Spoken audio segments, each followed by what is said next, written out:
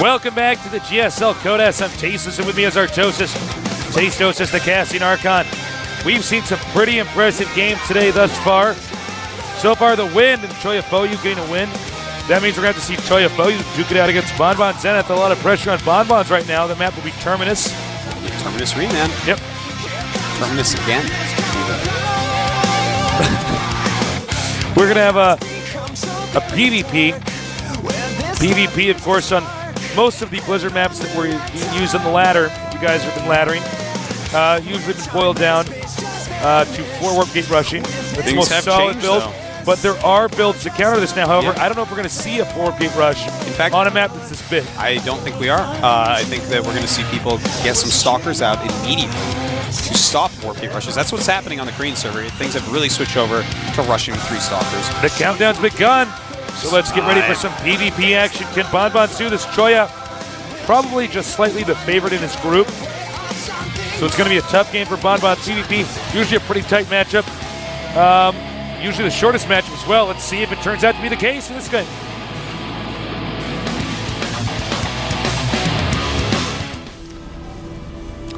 It is on over here in the red. Our Protoss player leading the group. He is Choya for you. Choya for you with a question mark at the end, apparently. Oh, look at those lips. Now. Oh, once again, Choya talking to himself in his booth, getting himself in the game, in the zone. Keeps him calm. Yep. You got to do what you got to do to win. That's right. Let the haters judge. Who cares, man? He might win all that money. Over here in the blue, he has to win this, or he could go down and get down. vanvanth Zenith.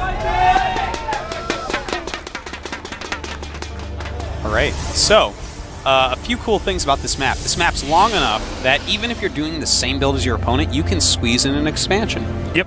You just have to wait for the right timing on it, but that's the beauty of some of these new maps. They're really helping out PvP because before, let's say that you both go 4 warp gate into Colossus. Here on one of these older, smaller maps, like Steps of War, the second you lay down the Nexus is the second you lose the game. Yeah. Because then your opponent's just like, LOL, and they like walk right across the map with their Colossus in 3 seconds, and you're dead.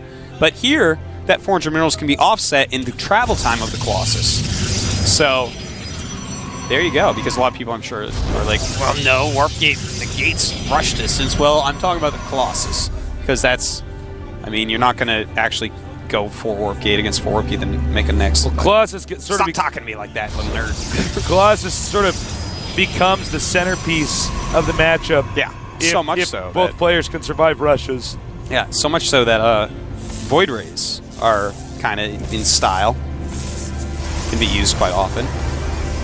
Yep, because if you're cranking out Colossus on one base, you're probably only making Zealots. You will be chrono boosting the Colossus out of the Robo. Yeah. And so you just have these extra minerals.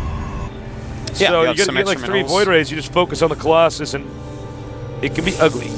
Yeah, Void Rays kill Colossus pretty quickly. Yep. Pretty fast. You know what's a good trick you can do on maps? Well, let's take Lost Temple, for example. Let's say you both survive a rush. Yeah. This is a good tip for viewers at home. Pretty high level. If you both survive the rush, and it goes on, and you're both taking a Robo and Colossus, and you spot it, don't take the expansion with the minerals. They're blue, take the gold. Like on Lost Temple, for instance, it is so good.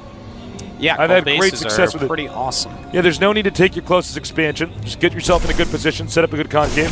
Yeah. Take the gold. Well, let's see here.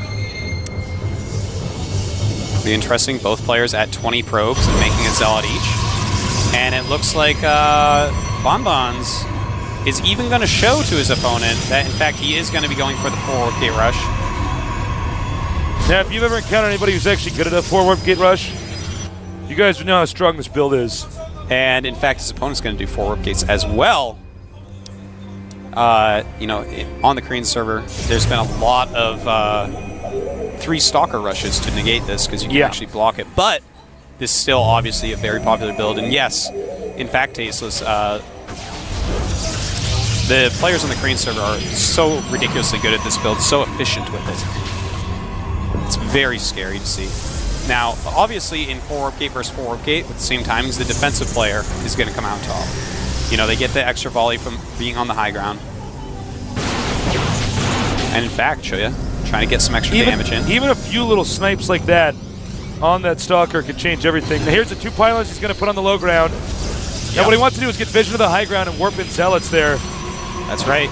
Choya, though, has he did get the probe, by the way. He did get the probe. Oh, wow, that's actually quite big. That's huge. Especially since there's only going to be 1 pylon left there. Vanvanth does not look like his rush is going to be working.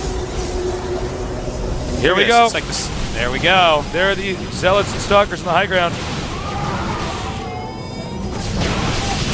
He needs to get these Zealots. Wow, and look at that. He's killed that extra Stalker Tasteless, and it looks like Vanvanth is going to win based off of that.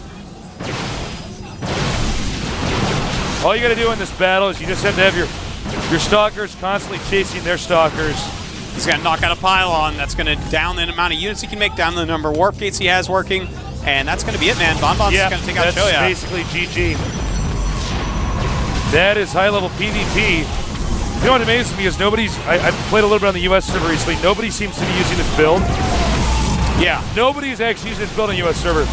I have won like 30 games in a row with this build. I'm just like, people are doing all sorts of stuff. Yeah.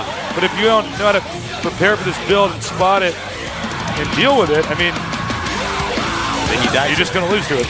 It's quite true. Well, maybe people are using the defining build of the matchup. Anything you do has to have a nod towards being able to stop that. Choya getting out of here quickly, very upset with that. Yeah, he left. Vanvanth has to be quite happy. He's not delegated to the up and down matches quite yet. He's 1-1, as is Choya. Next, we're going to see the win. The win against Lynn. And we're going to see who's going to win that one. I think it's going to be a pretty cool match. I'm feeling it, kind of. I mean, I know that all we saw from the win so far was a cheesy type of build. No, I'm going to say the Wind. You think so? Because if you look at the way that Lynn played the first game, he's definitely improving, but you actually can't, when your opponent's you see him, he's going High Templars and stuff, and you start making Vikings because he has 4 damaged Phoenixes, and you just stay on Marine Marauder against someone who's making a ton of High Templars with Kadir and Amulet. I mean, you can't play the game like that. Now, the Wind is a player that's going to understand the game so well that maybe he saw that game and he's like, oh, you have a plan and you stick to it.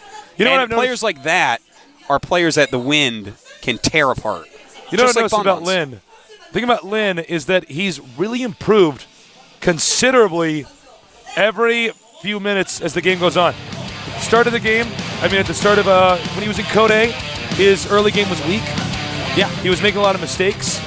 As we saw games later on, early game got better, decision making got better. Then when he finally got to his mid game, which was weak, then he improved on that. Then we saw in that previous game, later on, he had a harder time.